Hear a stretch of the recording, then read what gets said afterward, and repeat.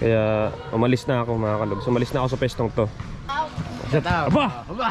Nandyan pa lang daw ngayon ay si Antoinette. Nandyan. So hindi pa rin nalabas si Antoinette.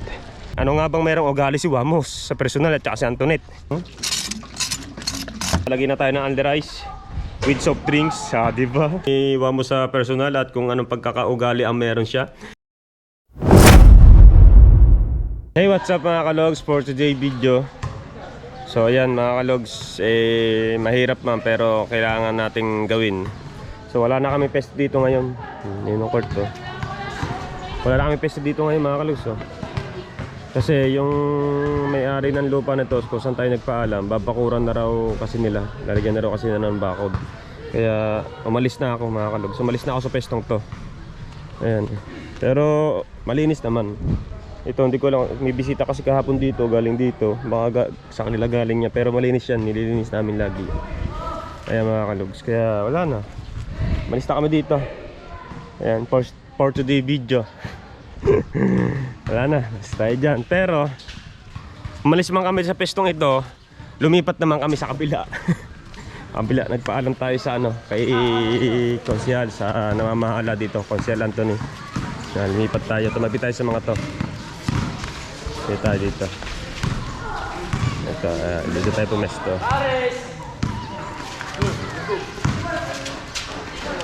Dito. Lumipat kami dito mga kalogs. Ito ay maraming dito, basura. Ang ginawa namin, yung mga basura dito, isinako namin. Kaya wala kami sako ngayon. At yung mga bato nilagay namin doon at meron pang basura doon. Pagka ililinis-linisin natin yan. Lahat ng makikita natin kalat yan, lilinisin natin. Tapos didilig-diligan natin para hindi maalikabok. Ayan mama, nakapesto na agad ang mama dito Kung nasaan ako, nandun si mama. Alright, so ayan ang ating mga dibote. Kasi bibili na nga ako ng mga soft drinks. Ayan.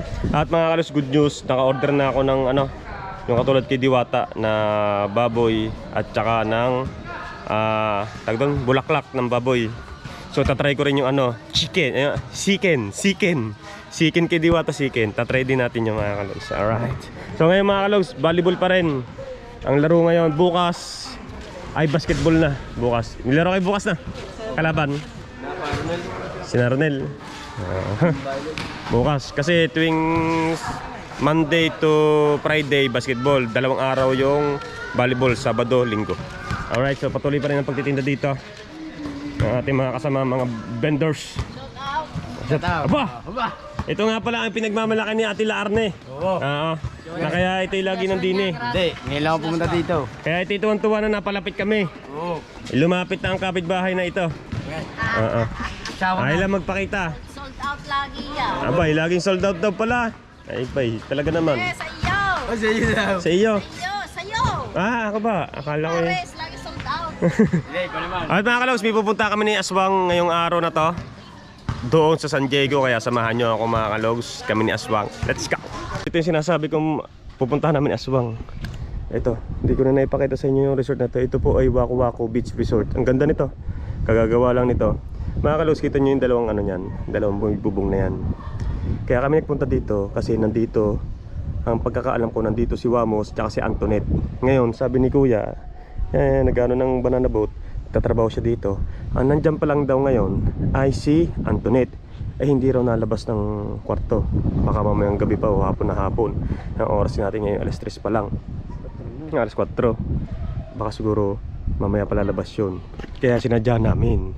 Dahil may nakapagsabi sa akin na si Wamos tsaka asawa niya ipupunta dito. Yung kaibigan namin na nagtitinda sa palengke. Sino pangalan to ba yun? Si Adrian. Si Ed. Idrina. Si Ed. Yan, basta si Ed yung suki. Yung suki natin sa sa Bangus, doon ako lagi nabili. Kaya kami nagsadya dito ni Aswang. Wala pala si ngayon, si Wamos. Bukas pa daw hahabol. Ang nandito pala ay si Antoinette. Pero may mga kasama doon sa Antoinette. May kasama. So tatry ko ipakita sa inyo yung Waku Waku Beach Resort. Ang ganda nito, kagagawa lang nitong resort na to. Ayan, ito si Kuya. Kay Kuya ako nagtanong nandito pala daw si Antoinette. Kuya, dito siya nagtatrabaho. Nilinis niya yung banana boat. Ganda niyan. Nalipin ko lang din Ganda to, sa San Diego Beach Resort. San Diego. San Diego to doon na atin. Kabila, ayun, Barangay Bukana. Ito San Diego to. Ganda niya, no? Ah. Diba? Ano dyan? So hindi pa rin nalabas si Antoinette. Bukas babalikan natin. Panigurado bukas ay nandyan na si Wamos. Kuya na, bukas natin ni Wamos na. Ha? Bukas sa habol na. Oo. Habol siya. Mga anong oras kayo? Hindi mo rin alam. Kaya salamat ta. Alas 2, Antoinette. Oh! Salamat po kuya. Salamat kuya. So wala pa si Wamos. Baka balikan natin bukas. Sana makita natin kahit makapagpa-picture man lang. Para makita natin sa personal. Ano nga bang meron ugali? Ano nga bang merong ugali si Wamos sa personal at saka si Antoinette? Diba? So yan, balik ulit tayo sa Bukana. Sinadya lang natin. Hindi pa naglalabas. Alam namang sugutin natin doon. Bukas, pabalikan natin. So mga kalogs, ayun lang sinadya namin dito sa San Diego. Malapit lang naman. Nakamotor naman tayo. So tara na, let's go. So nga pala mga kalogs, itong lugar na to, first time namin pumasok sa loob na ito. First time namin magmotor dito. Pero madalas na naglalako kami ni Isda just tabing dagat lang. Pero dito, first time na nakamotor. Ganito pala kaganda dito mga kalogs. So dito sa bandang dulo nito, medyo masama na yung daan. Pero after nito, ayun na, gaganda na yung daan. Pero ang daming beach resort dito na magaganda. Hindi man sa pinupromote ko, talagang tunay. Kasi gumanda na nung gumanda to San Diego na to. At pinupuntahan na ng mga turista talaga, na mga yayamanin na turista. Kasi kung maarting turista ka, pwede ka dito. Oo. Pwede rin sa mga ano to, pangmasa. Yung mga swak sa budget dito. Mga pangmasa, pwede sa mga maarting tao. Lahat na. Oo. King to yun. Ayan o. Ito, tulad dito, resort din to. Ang dami resort dito. Nakakagulat nyo. Yun, tabing dagat na ulit. Ayan o, yan, samentado na yan. Ganda na yung daan na yan. Mga kalogs, ito, beach din to. Ganda. Mga kalogs, first time namin magmotor dito ni Asbang. Gulat nga ako, ang layo. Dulong-dulo pa pala ng Waku-Waku Beach Resort. Alright mga kalogs, uwi lang tayo ng Barangay Bukana. So tara na, let's go. Good morning. So ayan, hindi ako makapunta doon sa lugar ni Wamos Cruz tsaka si Antoinette. Kasi ngayon mag-aasikaso ako ng paninda ko. Mas uunahin ko yung paninda ko kaysa doon. Kaya okay lang. At mamaya kasi gagawa pa kami ng vlog ni Paring Japper Sniper. Gagawin daw namin ng part 3 yung aming kalokohan. So abangan nyo na lang kung ano yung gagawin namin. Kasi sabi niya mamayang hapon daw. Kaya ayun, dala na akong pera. So 6-7 ito. Pupuntahan ko na yung in-order ko doon na na panghanda natin sa pares. So panibagong menu. Ano yun?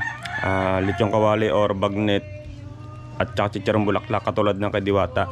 Kaya abangan nyo. Mga kalogs, puntahan ko lang saglit yun. Kunin ko lang. So samahan nyo ako. Let's go. Alright, so ito nakuha ko na nga yung ating ihahanda para sa ating pares. Ito yung bulaklak mga kalogs. Binawasan ko na yan. Meron pa isang naka-plastic dito. At meron pa dito sa loob ng bahay. Ayun yung baboy na binababad ko pa. Ito, dami. 10 kilos na bulaklak yan. 10 kilong bulaklak. Tapos ang baboy natin ay 12 kilos. So napakarami. Kasi pwede naman lagyan natin sa freezer to. Kaya okay lang. Ayan o. Pinapano ko kasi frozen. So itatry na muna natin to. At ito yung hinahanda ni Diwata. Gatong-gato yung hinahanda ni Diwata. Kaya itry natin. Yung chicken, wala pa. Tatry ko pa kung magkano yung mga chicken na yan. Alright. Nakapaghalbos na ako ng baboy. Kaya binibilad ko sa araw para pag pinirito natin mas lumutong. Yan ang discarding nakita ko eh. Yan natin sa araw para pag nadaray na, nawala yung kanyang langis-langis, pirito na natin. So okay lang yan. Dahil ako yung ano pa naman ako ng sabaw. Kakabukas ko na ng kalan. At tinira ko pa dito yung sa bulaklak kasi medyo matigas pa. Kasi pag pinirito natin matigas pang nguyain. Kaya nandun muna nakasalang pa ulit. So ang dalawa inuutusan ko. Nabili sila ng mga ibang pikadong gagamitin natin ditong kalat to. Linisin na lang mamaya yan. Alright, maya ay tayo magsisimula na. Ano bang oras na? Siguro abot tayo dun. Tama-tama, mga alas 2. Siguro mga alas 2. Mga alas 2 tayo magsisimula dun. Lagi naman ganong oras tayo. Kasi sa tuwing may meriendahan, may kumakain sa atin tsaka sa gabi. Alright mga kalogs, Maya-maya, magre-ready na tayo. Kaya, let's pares! Eto na! Nakaluto na tayo ng ilan-ilan, no? Oh, butong nito Pakinggan natin na. Kasi yung iba, pagka ginanon natin. Oh, yun pa lang Luto. Ito, yung balat to. Oh. Ito, ang dami pa niya, no? Alright. Tapos may konti tayong beef na nasa rep pa. Tapos ito yung magiging ano natin. Pwede na tayo magbigay ng only rice dito sa gatto. 100 pesos din. May soft drinks din. Oh, gaya na yan, ha. Pwede to bite na tayo. Ang dami. Punong-puno. At nagpadala na ako. Hindi ko pinadala lahat. Nagpadala na ako na medyo marami doon. Tapos ngayon magbubuhat na tayo. Magre-ready na tayo doon. Dadalhin natin kasi itong gasol at kalan. Kasi doon tayo magsasaing. Tsaka syempre initan ng ating pares. Kailangan na kailangan doon. Ito ibabalik ko na dito. Dito sa dito nakalagay yan. Yan. Saan natin kinuha? Doon natin ibalik. Yan. Alright. So ito mga kalogs, yung mantikang to, hindi naman masasayang. Pwede pa natin gamitin niya. Susunod na at tayo ay magpiprito ulit. Alright. Napakasarap, napakalasa niya. At syempre, tinimplahan ko na maigi yung habang pinapalambot ko ng malupitan yung mga kalogs. Kaya, the best itong mangyayari to. Kaya abangan natin kung sinong kakain. So tara na, let's go! Okay, hakot tayo mga kalogs. Tayo ay tutungo na sa basketball court. Dahil ilang oras natin nabot tayo ng alas 3 mahigit sa pagluluto. Akala ko mga alas 2. So okay lang yun. Kaya talagang buhay, tiyaga lang. Tiyaga lang. Hirap pagbuhat dito na may sapan ka. Ang bababa ng bubong. Aray ko. Oh, dadapa pa. Bababa ng bubong. Alright.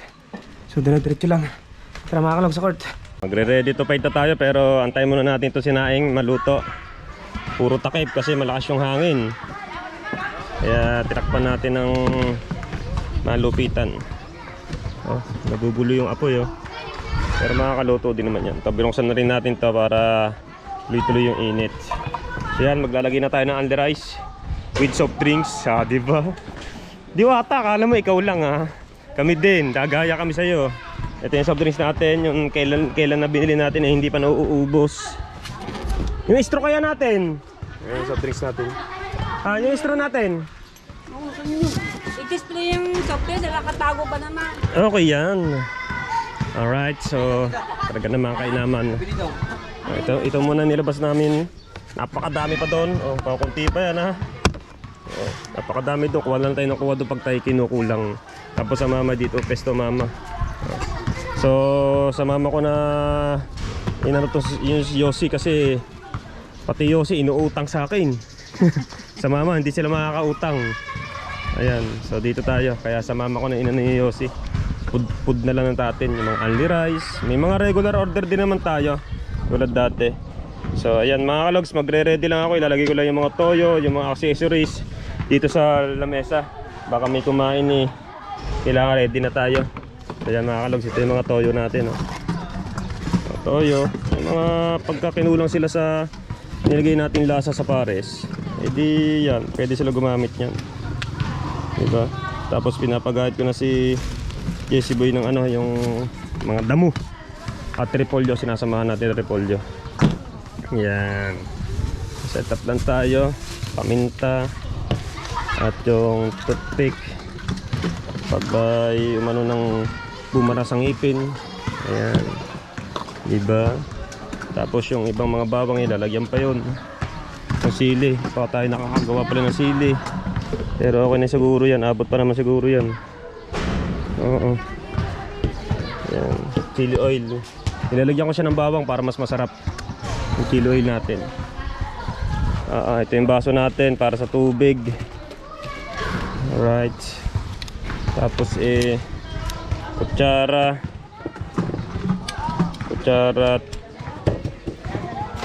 ito, bawang. Lagay tayo ng bawang dahil ang mga kumakain sa atin napaka-paborito itong bawang na to. Ito ilagay ng bawang natin. So mga kalus, magre-ready lang ako. Tapos magsisimula na ang ating parisan ngayong araw na to. Alright, so nandito ulit ako sa bahay. Kasi kukunin na natin tong solar para mamaya hindi na tayo bumalik. Ito, ready na natin doon. Solar natin. At ito, dyan na muna to. So mainit pa kasi kaya hindi ko pa matakpan. Hindi ko pa matakpan. Dalhin mo na nga doon. Lahat yan. Lahat yan. Dalhin mo na.